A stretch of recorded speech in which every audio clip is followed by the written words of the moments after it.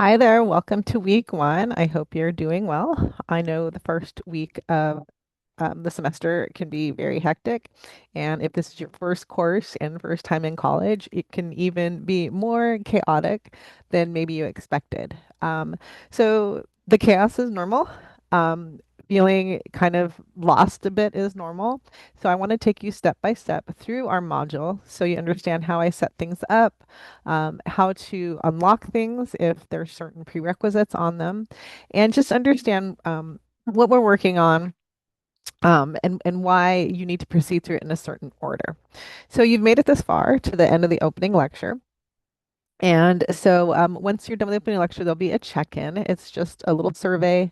You see, excuse me, you'll see under the lecture, um, helping me to start to get to know you, and have you respond to some questions. There is a space at the end of the check-in where you can share with me anything that you want to. And I will share those comments and questions and my responses with the course. So if there's something very personal you want to share, um, you might not want to put it at the end of this check-in. You might want to send that to me in an email. But it's a space again for anything. And even if you just want to say hi to the class, or share a bit of news, if you have a question about the course, you have a question about me, or you want to share something motivational with your classmates, it's at that end of that check-in. So you do need to complete that check-in in order to unlock the next page in the module. And so you can see here in small print, it says submit. This one says view. This one says view. That means those are things you need to do in order for the next page to unlock. So they're prerequisites, just like you had to complete the begin here module in order to unlock this one. So if you're ever wondering why something is locked, see if there's a prerequisite that hasn't been completed. If you're on the mobile app, sometimes you need to refresh um, a couple times before it recognizes that you completed something. So just keep that in mind as you go through. So let's go page by page. I appreciate your time following along. I want to make sure I do everything to guide you through this. If this is your first online course ever, I want to make sure that you can proceed through it because it can be confusing if you've never used Canvas before. So follow along. So like I said, at the end of this, at the underneath this lecture is a survey for you to fill out. It's you get points for completing it, so don't stress out. It's not a quiz. It is a survey to help me get to know you. So go through, answer it, answer the questions, and then once you hit submit, it will unlock the next page. So this is the next page in the module that you'll see, and these are our assigned texts. And I refer to them as text. Sometimes they are readings from a textbook, but sometimes I will give you videos. So I use the word text to talk about any kind of media, written, visual, recording, an audio recording that I give you to engage with. So all the sections of the book are linked here.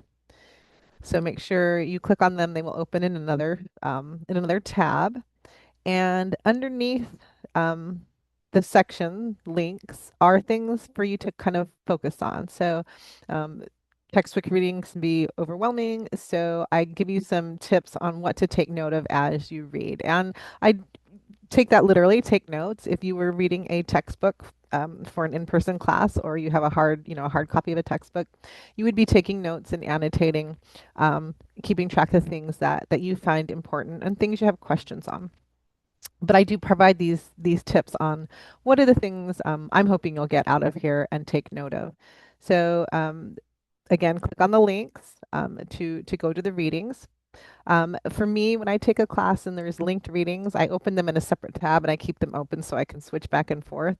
So that might be something that might be helpful to you. So these are going to be about just the idea of writing in college, writing as a process. Here, I want you to think about creative thinking. A lot of times we overlook that writing, no matter what you're writing, whether it's an essay or a story, it is of creation. So even though we're writing academic essays in this course, they are creative works. So I want you to think about your creative thinking skills because one of the things I really want you to do in this class is to use your imagination, to come up with unique points of view, to go beyond the usual arguments that are restated over and over again. And I want you to be confident in expressing your point of view because you bring a unique perspective to this world and I want you to feel confident in expressing it. And so creative thinking gets us to think beyond what the status quo is, what we think is socially acceptable. Doesn't mean we want to purposely be inappropriate, but it's okay if our points of view are different than what the mainstream points of view are. And so we want to be creative thinkers in that we don't just repeat what we see on the internet or what's most popular or what the loudest people are saying. We don't want to just repeat those ideas. We want to think for ourselves. And so creative thinking is something that something like artificial intelligence is terrible at. And so that's why I want to really emphasize how important it is that you bring your unique perspective to the things that we talk about. And then this last part is just a survey just for you to kind of reflect on your mindset. Sometimes we think we have a certain mindset and then we discover that maybe it's not what we were thinking. And then there's this video about mindset and just this idea of neuroplasticity, and thinking about how um, mindset impacts your performance in a course or performance in something else, a sport or a dance or something, and that our brains are flexible. Nothing's fixed. So watch that video, take notes on that. So all these assigned texts, um, reading them actively, taking notes on them, these are all going to prepare you for what we talk about in this week's discussion, which is the next page in the module. So having viewed that page with the assigned text, you can look at the discussion. So if you're going through the module and you just kind of want to take a sneak peek at everything, what we're doing, you can look at the prerequisites and see that, oh, if I just view this page, I can look at the next one. It's not always like that, but for this week it is. So this discussion is learning introduction to our learning community, and there's two due dates. I believe only one of the due dates shows up in your to-do list in Canvas, so that's why I wanted to put them here. You also have the due dates here. Part 1 is due by the 27th, and Part 2 is due by the 30th. So Part 1 is what you respond to. And I suggest you do copy paste in the reply box. What I'm finding though is when we copy paste in the reply box, it adds these a lot of extra spacing. So I don't know why it does that. So that might be something to be mindful of. It's not going to show up as you type it, but once you hit reply, it adds these extra spaces. So I don't know how to fix that, and I'm hoping Canvas will tell me how to prevent that. I suggest when you copy paste that um, you copy and then you can choose paste without formatting and do that. So you can see there's quite a few prompts. The last one's optional. You don't have to do it. And you can see some have choices. So make sure you read them carefully and you're not doing more work than is necessary. And then Part 2, this you'll come back after you put your responses to these questions. You'll come back another day, but by the 30th, and reply to two classmates. And so once you post, you'll see your other classmates replies. And so once you post your reply, you'll also see mine, but you can take a peek at it here if you pause the video. All right, so I added that tip. If you copy paste, if you right mouse click, or I think on Apple it's Apple and mouse click, you'll see the option to paste without formatting, and it is going to remove all the formatting of my questions, but it is going to prevent having those large spaces being added. Now, for some reason, you you paste, there's still large spaces being added to your reply. You won't be able to edit it, um, and I'm still trying to figure out how to remove them, but don't worry about it. It just means, we're going to have to scroll through larger blank spots, but that's not the end of the world. So try not to stress about it. We'll figure this out. Um, excuse me. So once you've finished this, That's the last assignment of the week, but you do want to go on to the last page and there's a reflection at the end of every week. And this is an important part of the learning process. And you can see there's a quote about the importance of reflection. Um, and so what I do is just restate the objectives that you saw listed in the opening lecture. And what you need to do is to kind of self-assess. These were the things you were supposed to achieve by the end of this week. And it's okay if you didn't. It's okay if you still feel like, ooh, I'm not real confident that I met this objective. That's okay. The learning process is not linear, it's not perfect. And the way I chose to teach these concepts is just one of many ways they could have been taught. So if any you get here, you go through objectives and you feel like, I still don't feel confident that I've met these objectives, email me, go see a tutor. Don't just continue on the course confused because what we do this week is a foundation for what we do in the next week, and that goes for every week. So be an advocate for your learning, get your money's worth. Um, and if something's not clear, make sure you reach out to me or somebody else who can help you in the college and get that clarity.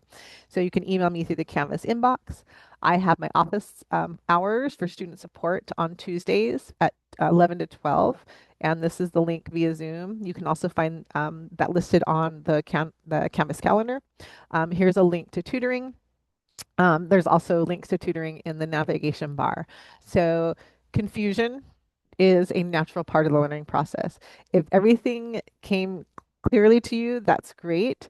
But it means that you need to have a bigger challenge. If everything was confusing to you, that's great because it means you're about to learn a lot of new stuff. And so um, it's important to understand that and not be so hard on yourself. If you knew everything I was teaching this class well, then there would be no need for you to be in this course. And if you are feeling confident, well, I understood everything, I'm also happy for you. But it means you want to find ways that you can push yourself even further so that it is a learning process and you aren't bored.